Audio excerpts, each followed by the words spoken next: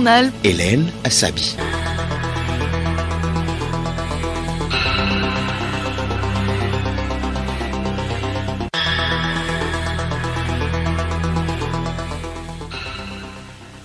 Auditeurs, merci de nous rejoindre pour le journal. À la une, concours des meilleures productions médiatiques sur la corruption. Les journaux Symphonie et Tout Africa sont disqualifiés. La Aplusia juge leur production non conforme aux normes. Démarrage demain du jeûne de Ramadan chez les musulmans. Comment se prépare-t-il pour aborder ce mois béni de Ramadan? Constat dans un marché de la place. Rendez-vous culture. L'artiste du jour, c'est celui à la voix rock, Jimmy Hope. Retour sur ses chansons dans un instant. Et puis, sport football, plus qu'une journée et la phase allée du championnat D1 Lonato va s'achever. La 12e journée démarre ce samedi avec 2 matchs avancés à Kara et à Lomé.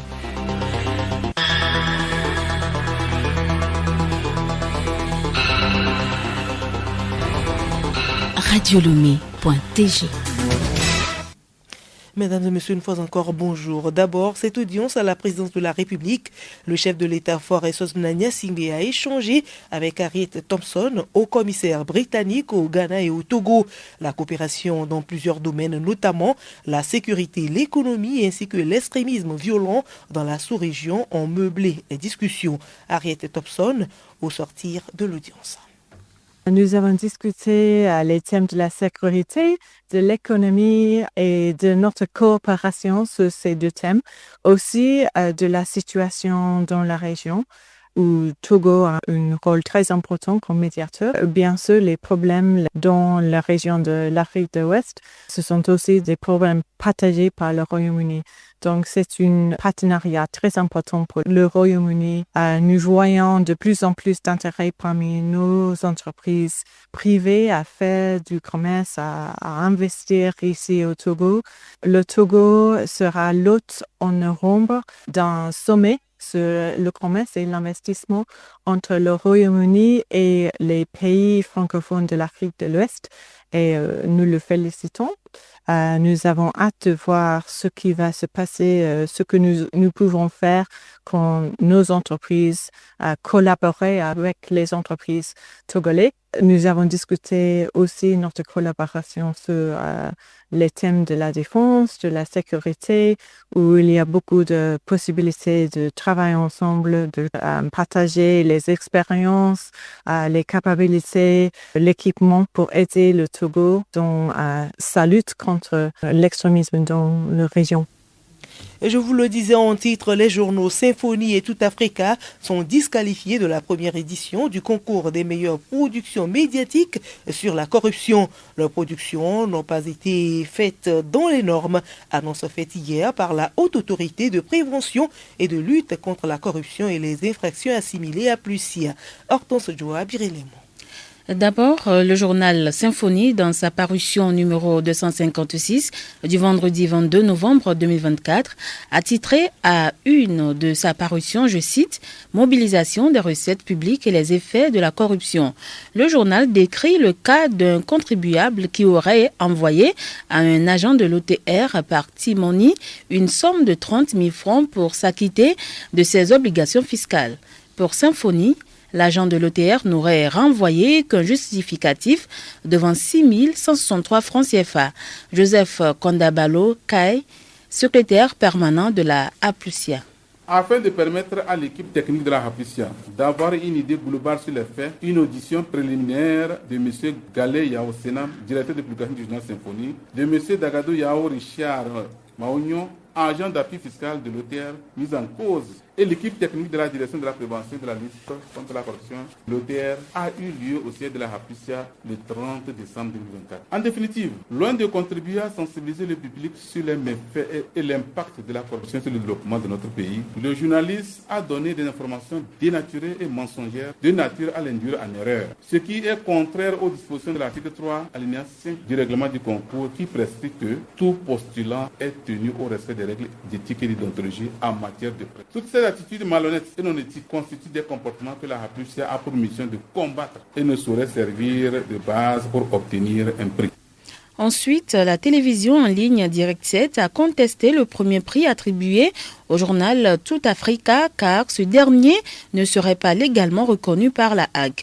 Les explications de Joseph Koudabalo Kaï.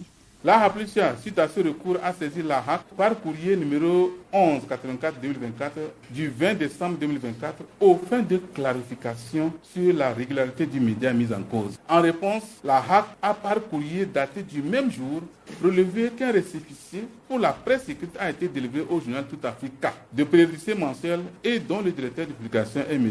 Tete Kodjo Adjafo. Afin de permettre à la Haplicia de consolider les éléments issus de ces investigations et situer les responsabilités dans cette affaire, elle a invité M. Tete Kodjo Adjafo à une audition le 27 décembre 2024. Il apparaît clairement que le média toutafrica.com n'avait pas l'autorisation requise de la Hague pour émettre comme une télévision en ligne, mais a utilisé le récépissé de la presse écrite pour postuler dans la catégorie télévision. Il s'ensuit que sans avoir utilisé le récépissé de la presse écrite pour tromper la vigilance du jury, en violation des dispositions de l'article 2, alinéas 2 et 4 du règlement du concours, qui prescrivent que tout candidat doit exercer dans un média régulièrement installé au Togo et être légalement reconnu par la Hague, sa production devait être déclarée irrecevable et ne mériterait pas d'être examinée au fond.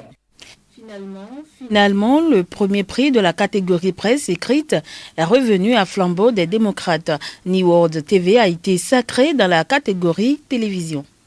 Merci à vous, Abiré. Les mots restons toujours dans le domaine des médias pour parler d'une compétition nationale de journalisme amateur, 6e édition du genre, lancée hier à Lomé. Objectif, encourager les talents émergents à produire des contenus journalistiques et informatiques sur les thématiques environnementales. Une initiative de l'Association des jeunes pour un développement socio-économique et culturel durable à travers son projet Talent des médias. Florent Abi.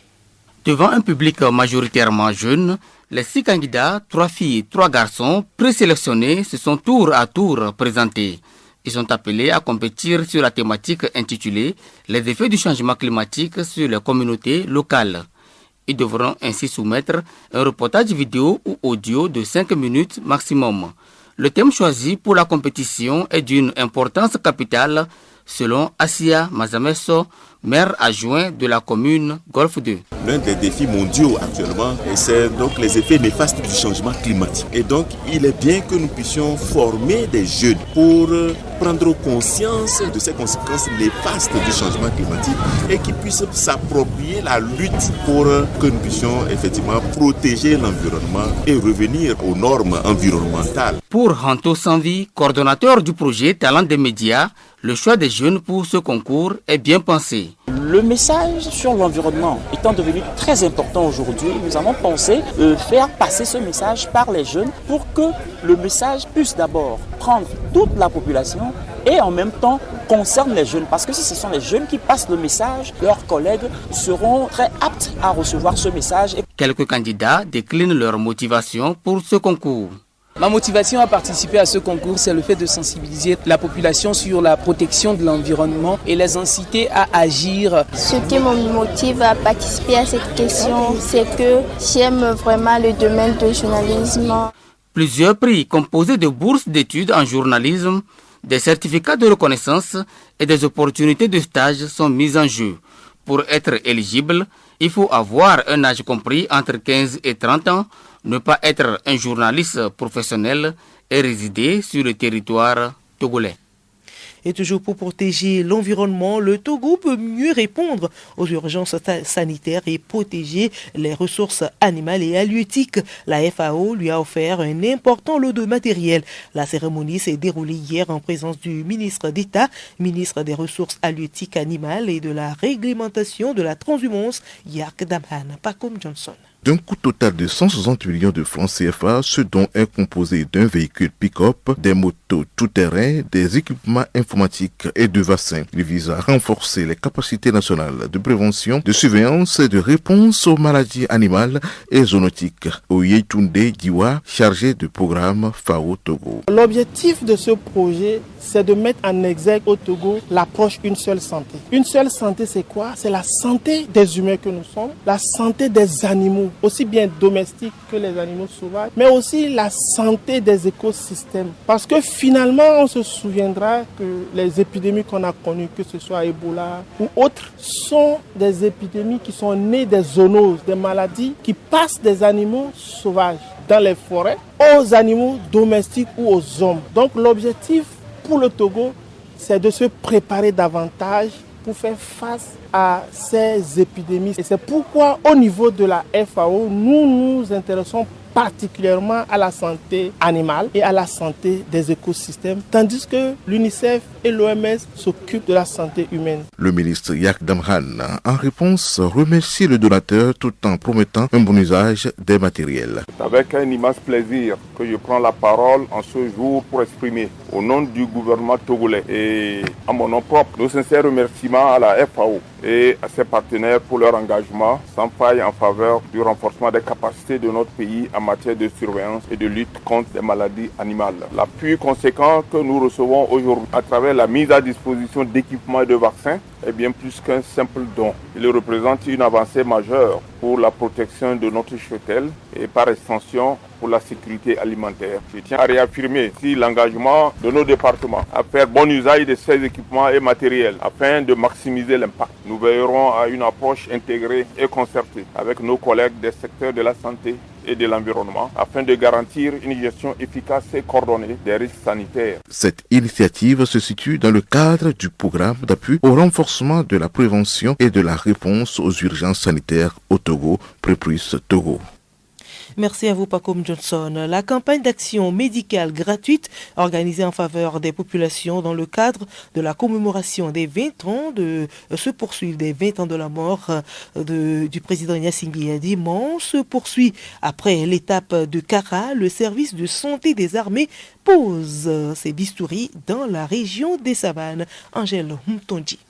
Ces journées d'action médicale gratuite qui s'inscrivent dans les valeurs de solidarité et de bien-être prônées et promues par feu président Gnassingbé Yadimon vont se tenir du 3 au 18 mars 2025 dans la région des Savanes. Ces actions médicales qui seront réalisées comprennent non seulement les consultations de médecine générale et des actes d'échographie divers, mais également des interventions de chirurgie générale. Elles vont se dérouler aux affaires sociales de Dapaon, au centre hospitalier de la préfecture de Saint-Cassé, à la maison des jeunes de Mango, à la direction préfectorale de la santé de Gando, au centre hospitalier de la préfecture de Tandouaré, au centre hospitalier de la préfecture de Naki-Est et au centre hospitalier de la préfecture de Mandouri.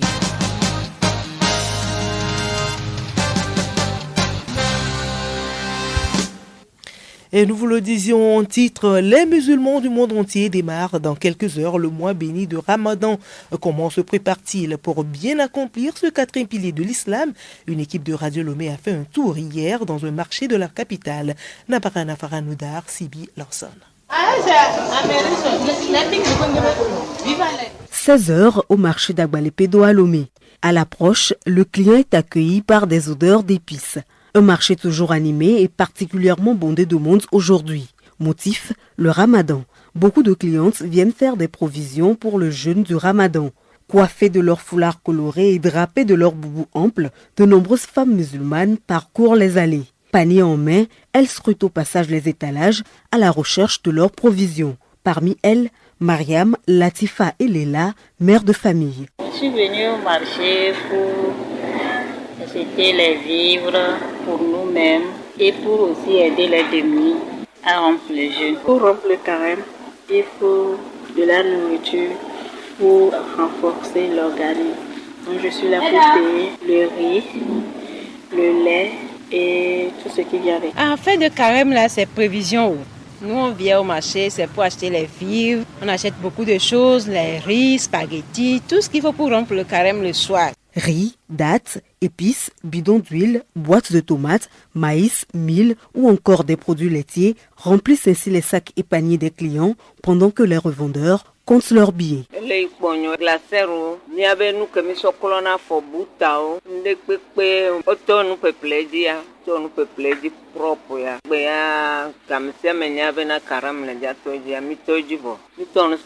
le moment de carême, on est en train de vendre nos articles. Disons 3 jours comme ça, il y a le marché. On rend grâce à Dieu, il y a le marché.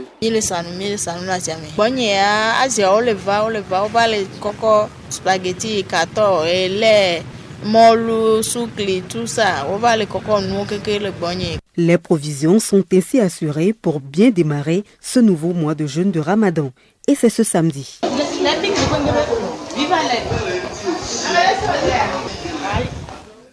Et au Comores, à l'approche du Ramadan, le gouvernement lance une série de mesures pour contrer la vie chère. Allègements fiscaux, stabilisation des denrées alimentaires et renforcement de l'approvisionnement en électricité sont au cœur du dispositif. Objectif, garantir un accès suffisant aux produits essentiels à des prix abordables.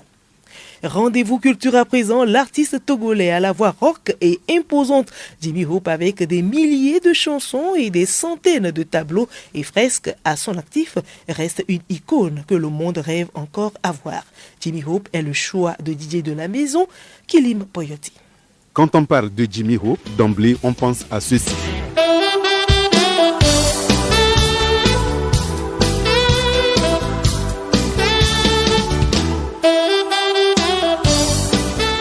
Un tube sorti officiellement en 2013 et qui a révélé Jimmy Hope aux yeux du monde entier et surtout de la nouvelle génération.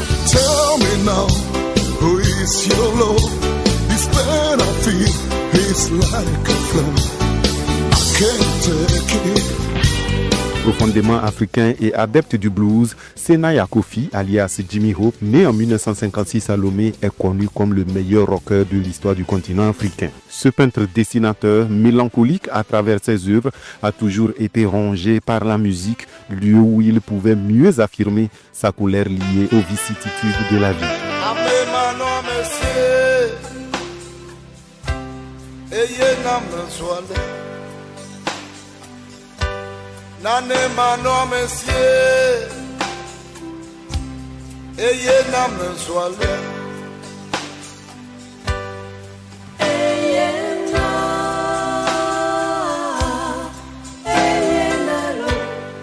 Meilleur guitariste, Jimmy Hope a à son actif plus de 3000 chansons et 12 albums.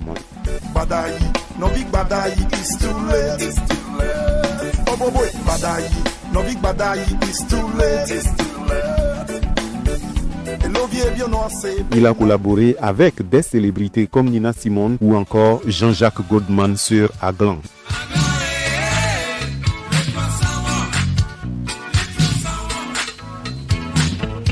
Jimmy Hope reste le seul artiste difficile à interpréter, faisant de lui un artiste hors pair. Un feeling énorme et la plus grande voix du monde, Jimmy Hope, du haut de ses 4 décennies de carrière, a été fait meilleur rocker africain en 2007 aux États-Unis, distinction en 2001 au Togo Music Awards, officier de l'Ordre du Mono en 2019 à titre posthume. Avant de quitter le monde des vivants en août 2019, Jimmy Hope avait laissé un message d'espoir à l'humanité. La vie est si courte qu'il faut chercher le salut divin.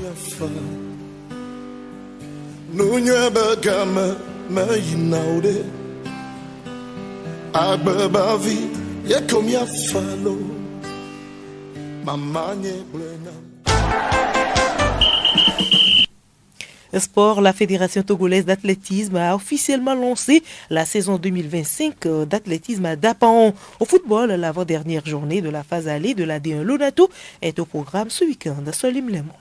2 rencontres sont au programme ce samedi en ouverture de cette 12e journée de la D1 Lonato.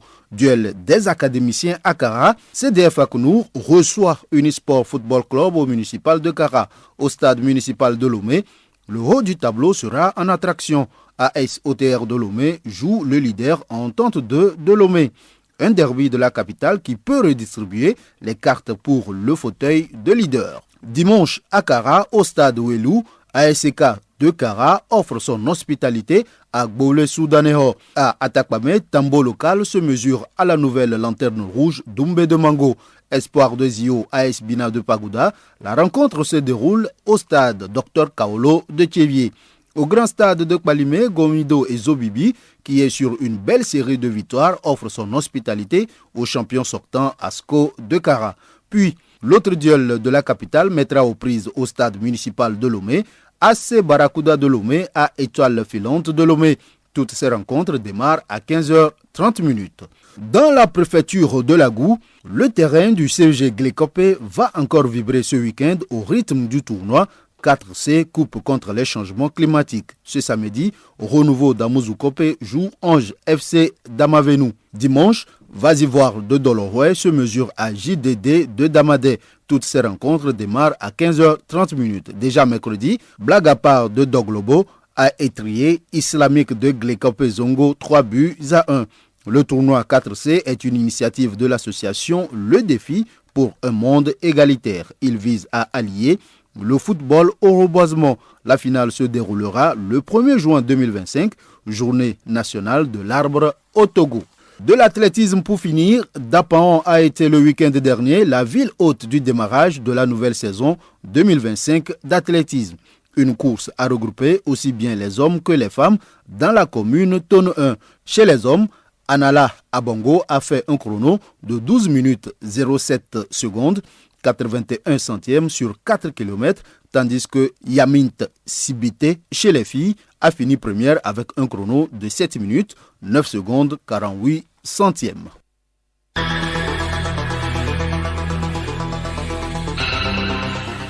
Voilà, c'est la fin de ce journal. Merci à vous de l'avoir suivi. Retenez pour l'essentiel que le jeûne du Ramadan démarre demain chez les musulmans.